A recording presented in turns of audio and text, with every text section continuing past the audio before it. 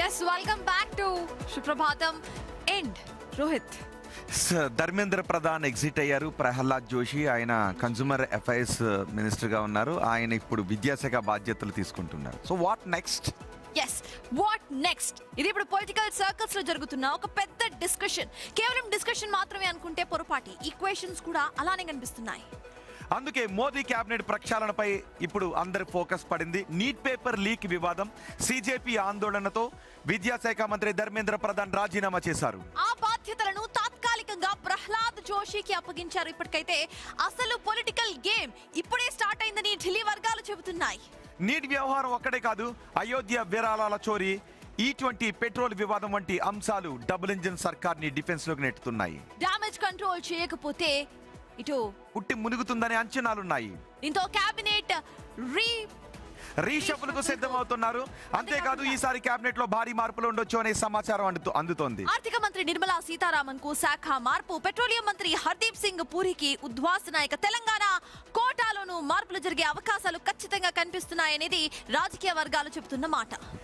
RBI మాజీ governor Shaktikanta Das కు కేంద్ర కేబినెట్ లో చోటు కల్పించే అవకాశం ఉందని తెలుస్తోంది. శివసేన షిండే వర్గానికి మరో మంత్రి పదవి దక్కొచ్చు అని అనుకుంటున్నారు. అలాగే ఆప్ మాజీ నేతలు రాఘవ్ చద్దా లేదా అశోక్ మిఠల్ పేర్లు కూడా పరిశీలనలో ఉన్నట్లుగా ప్రచారం అయితే సాగుతోంది.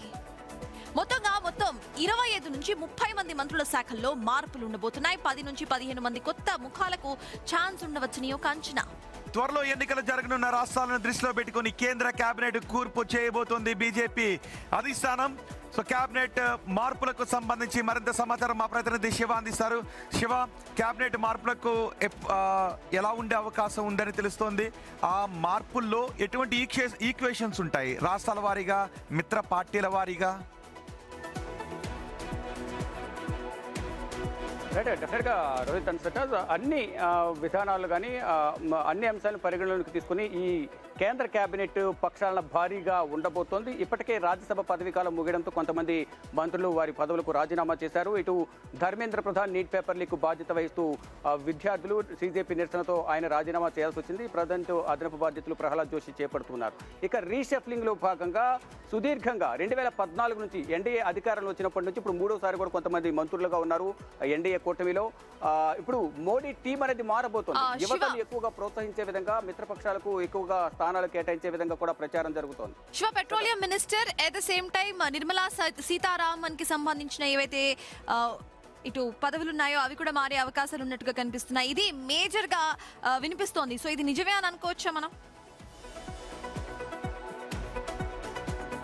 ప్రచారం అయితే జరుగుతోంది. అది ఎంతవరకు నిజమనేది కూడా మరికొన్ని రోజుల్లో తెలిసే అవకాశం కనిపిస్తుంది. హర్దీప్ సింగ్ పూరి గతంలో కూడా మంత్రిగా పనిచేశారు, మళ్ళీ ఇప్పుడు కంటిన్యూ అవుతున్నారు కాబట్టి వయసు రీత్యా. మరోవైపు పార్టీకి సంబంధించి పార్టీ పగ్గాలు కొన్ని చోట్ల ఎవరికైనా పూర్తిగా ఉద్వాసన పలికే అవకాశం ఉంటుందా? రీషఫుల్ లో కొత్త వారిని తీసుకునేటప్పుడు, శాఖల మార్పులు చేసేటప్పుడు పూర్తిగా కేబినెట్ నుంచి బయటికి పంపించే అవకాశాలు ఎవరికైనా ఉన్నాయా? డెఫినెట్గా సుదీర్ఘంగా మంత్రి పదవిలో ఉన్న వారందరికీ కూడా ఉద్వాసన పలికి పార్టీ బాధ్యతలు అప్పగించి పార్టీ బలోపేతానికి వారికి కొంత కీలక బాధ్యతలు అప్పగించే అవకాశం ఉందంటే కూడా కేంద్ర మంత్రివర్గానికి సంబంధించిన కేంద్ర వర్గాల్లో ప్రచారం జరుగుతుంది. దానికి సంబంధించి ఇప్పటికే ఒక లిస్టు కూడా తయారైన తెలుస్తుంది. మీరు చెప్పినట్లుగా హర్దీప్ సింగ్ పూరి కానీ మరికొంతమంది మంత్రులు ఇటు తెలంగాణ నుంచి మార్పులు ఉండే అవకాశం ఉంది. ఆంధ్రప్రదేశ్ నుంచి కొత్త వారికి అవకాశం కల్పించబోతున్నారు. తెలంగాణలో కూడా కేబినెట్ రీషఫ్లింగ్ ఎప్పుడు ఉండబోతోంది? ఈ పార్లమెంట్ సెషన్ ముగిసిన తర్వాత ఆగస్ట్ ఎండింగ్ కల్లా కేబినెట్ రీషఫ్లింగ్ ఉండే అవకాశం ఉంది అని చెప్తున్నారు. దానిలో భాగంగానే ఇప్పుడు అసెంబ్లీ ఎన్నికలు ప్లస్ 2029 లోక్సభ ఎన్నికలను కూడా దృష్టిలో ఉంచుకుని ఈ కేబినెట్ రీషఫ్లింగ్ అనేది ఉండబోతుంది. అన్ని ఈక్వేషన్స్ చూసుకుని మిత్రపక్షాలకు సమన్యాయం చేసి వారందరికీ కూడా కేబినెట్ లో సముచిత స్థానం కల్పించాలి, యువతను ప్రోత్సహించాలనేది కూడా ప్రధాని నరేంద్ర మోడీ, అమిత్ షా ద్వయం భావిస్తున్నాయి. దానిలో భాగంగా ఈ రీషఫ్లింగ్ ఉండబోతుంది. రాజీనామా చేసిన వారి స్థానంలో కొత్త వారిని, సుదీర్ఘంగా మంత్రి పదవిలో కొనసాగిన వారిని ఉద్వాసన పలకడం, అంటే పార్టీ పగ్గాలు అప్పగించడం, పనితీరును బట్టి కొంతమందికి ఉద్వాసన పలికే అవకాశం అయితే ప్రధానంగా కనిపిస్తోంది. రైట్ శివ, సో చూద్దాం మరి ధర్మేంద్ర ప్రధాన్ రాజీనామా తర్వాత రీషఫ్ల్ ఏ విధంగా ఉండబోతోంది అన్న దానిపై మొత్తం దేశం ఎదురు చూస్తూ ఉంది. ఎవరికి పూర్తిగా ఉద్వాసన పలుకుతారు, ఏ రాష్ట్రాలకు ఎలాంటి ప్రాధాన్యత కల్పిస్తారు, ఏ మిత్రపక్షాలకు ప్రాధాన్యత కల్పిస్తారు అని కూడా. సోషల్ మీడియాలో ఎక్కువగా ప్రచారం నిర్మలా సీతారామన్ అండ్ ఇందాక హర్దీప్ సింగ్ పూరి గురించి నడుస్తోంది. మరి అది నిజంగా జరుగుతుందా లేదా అనేది పొలిటికల్ ఈక్వేషన్స్ చెప్తాయి. ఇక నెక్స్ట్